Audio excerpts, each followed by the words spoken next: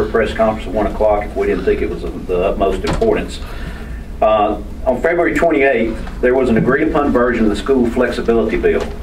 It was agreed upon by educators, the state school superintendents, the state school association of school boards, and the state school superintendent himself.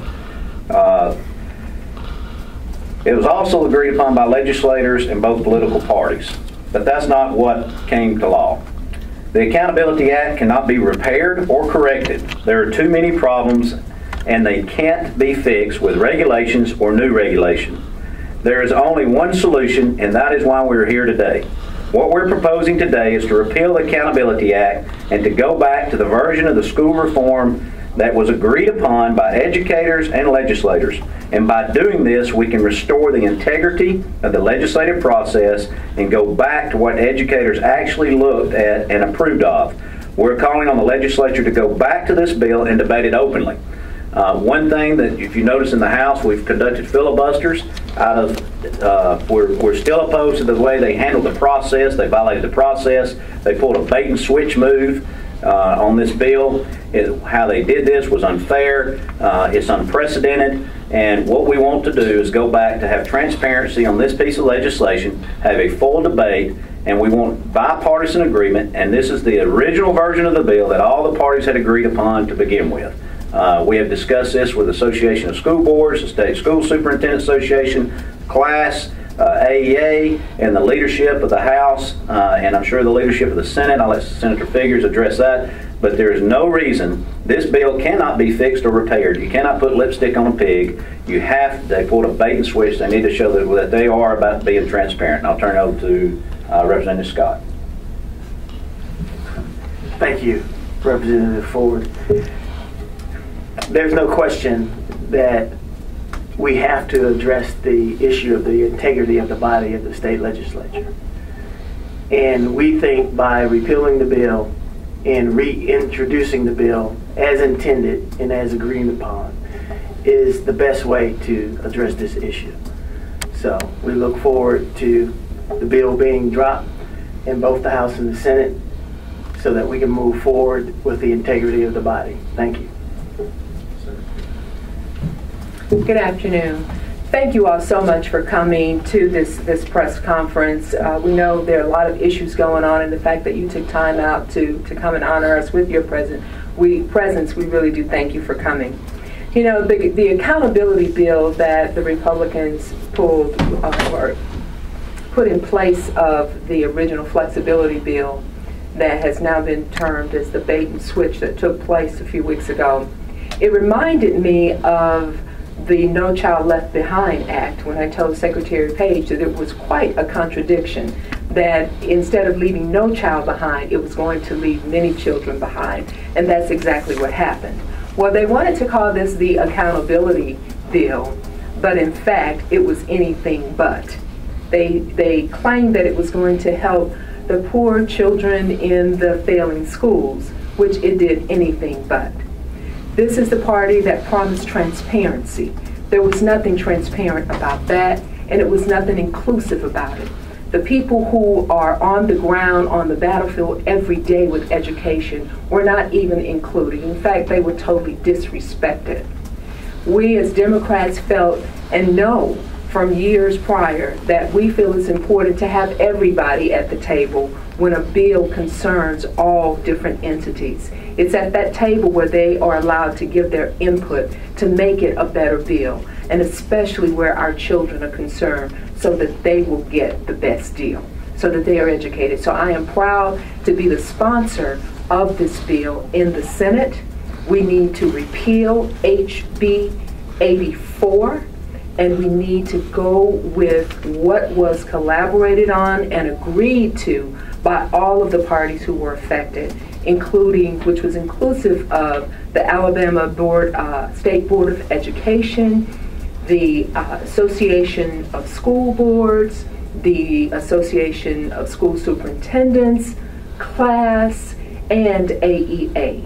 And yes, AEA, they represent our teachers, and they want to make them to be the enemy and the bad guy. And I have to question all of the motives in so many of the bills that have have been introduced and passed this session and the past 2 sessions in this quadrennium. It just seems that everything they do is targeted at AEA. And teachers are not happy about this because that's who AEA represents. So we need to work as a team. We need to come together in unity and do what is best for our children because we all benefit as a result of that. And at this time, we'd like to take questions if there aren't any other comments. Thank you, Senator Figures. You know, one of the most important parts of the legislative process is to have openness, to have transparency, and you have accountability when you do that because all the parties come together and have a voice in the process and an informed vote about it. And that's where HB 84 started out. The flexibility bill is a good concept, and it's something that was vented and aired, and with administrators, teachers, taxpayers, legislators, all 140 of us had a vote and a voice on that. But what occurred with final passage was you had 4 members of the Republican supermajority go in a closed door room deal and did a backroom deal to totally expand that to school vouchers, to pay, taking public dollars to pay for private schools, something unheard of in this state. If that's such a good idea, then why didn't the Republican supermajority come out and debate it? Why didn't they come out and let us read the bills? Let the school administrators see it. Let the teachers see it. Let the taxpayers see it. No, behind closed doors, they rammed through a very harmful piece of legislation that will hurt public education throughout this state. And that's why we as Democrats want to go back to the original flexibility bill that was agreed to by all the parties and was what we expected to pass in the first place.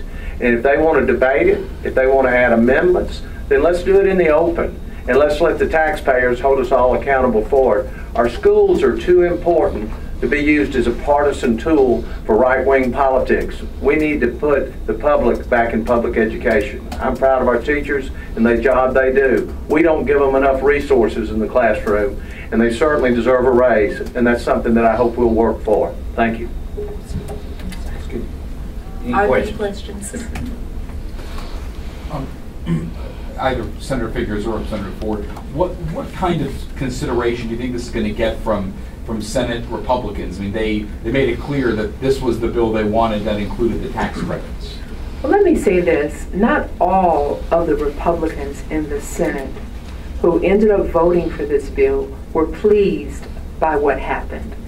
Some of them thought they were voting for one thing and then found out they were voting for something else, and that something else was gutting the Education Trust Fund budget to give tax credits to people who already have children in private schools, who can already afford to pay for them to go to private schools, and who had not asked for a tax credit from the Education Trust Fund. So I believe it will give them in the Senate another opportunity to right that wrong. You know, Max, I'll capitalize on that. If you, on the media, Senator Marsh even said from the microphone, I think it was in here, he knew he didn't have the votes. That's why they had to do the bait and switch the way they did. They had to trick their own membership. So if they have to trick their own membership and pull a bait and switch within their own party, obviously it's a bad idea. Any other questions? Okay. All session has been talking about Medicaid expansion. That's been your priority. It doesn't seem to be going anywhere with the GOP supermajority. What makes you think that this will be any different? Well, do what? Yeah, I think what's happened, they've gone back home for the weekend, and they've continued to hear from educators and continue to hear from the healthcare industry. They want to talk about a jobs bill. Entering into the compact is the largest jobs bill they could ever pass in Alabama. There already is an existing industry in Alabama that they could enter into. We don't have to offer any incentives. All we have to do is enter into the federal compact, provide 300,000 more people in Alabama health insurance. There's already the Hospital Association, Nursing Home Association, Medical Associations, all in favor of this piece of legislation. We know what's going on, and you do too. The governor's waiting. He's going to enter into the compact after the second year, 1 year after qualifying, to avoid the Tea Party coming after the Republicans in the primaries. So what that's going to cost Alabama by waiting 1 year is a third of the financial investment that they asked UAB to have the independent study to come up with the economic impact it would cost. So he's playing political games with people's life, and he ought to know better being a physician himself. And I guess my question is, like, Senator Bedford, you introduced your own Medicaid bill more than a month ago. I don't think that's come out of committee yet. Why do you think lawmakers will give this, GOP lawmakers will give Well, this I think the education level about the bait and switch that was done has gone out to the branches and the mountaintops of Alabama. And the citizens know something was done wrong. And when I go in a coffee shop and somebody says, Roger, did they really take an 8-page bill and make a 27-page bill out of it and not let anybody see it and debate it? And you tell them yes, they know something's wrong. They know something's crooked about those backroom deals, and it's going to hurt public education. Let's go back to the agreed upon bill that everyone had input in, and everyone got to know what the bill was going to be. And as the supermajority said, if their own members knew what was in it, they wouldn't have voted for it. So if this is such a good idea, school vouchers, then let's have open debate about it. Let's have recorded votes, and let's see where the will of the body is.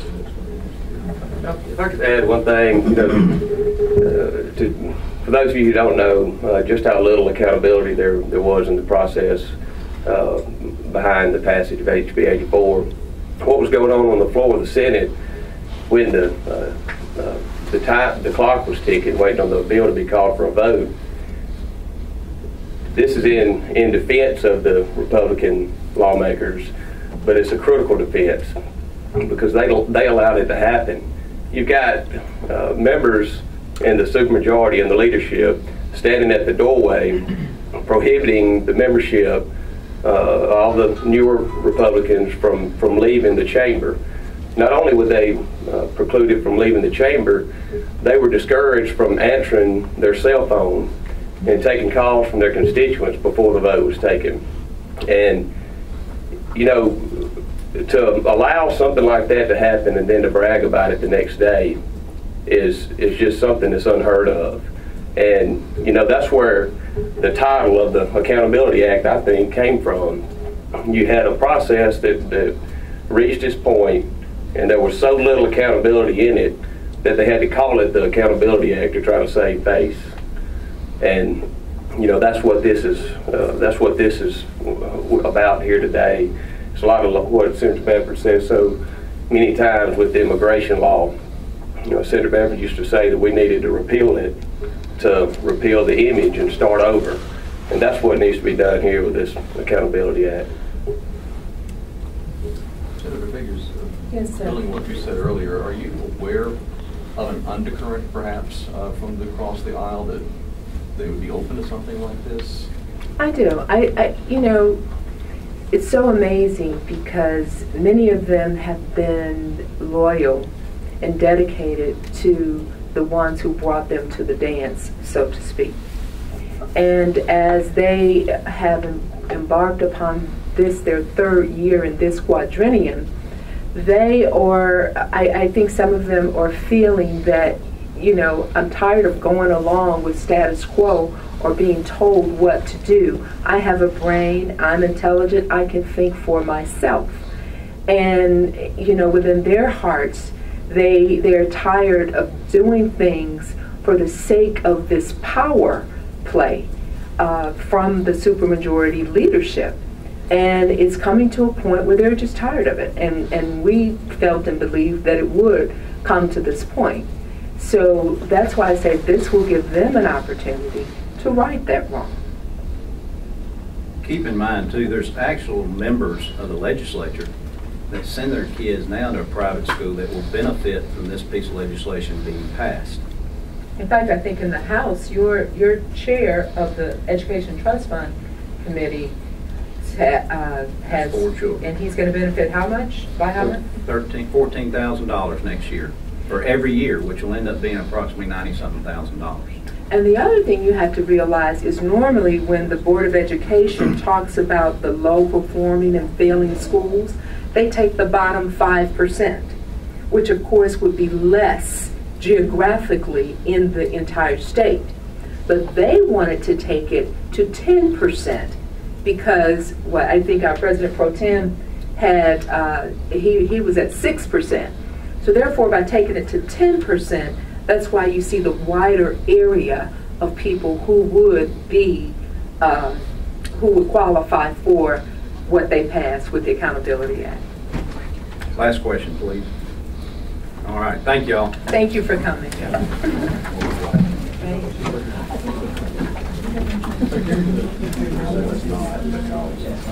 you.